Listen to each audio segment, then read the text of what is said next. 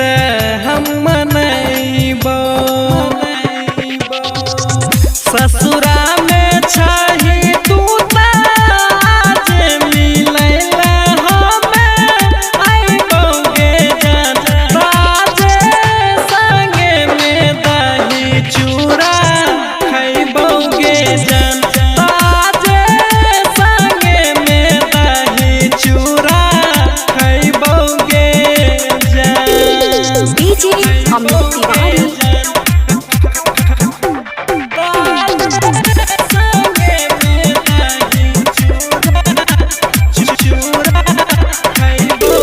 कहिया से मिल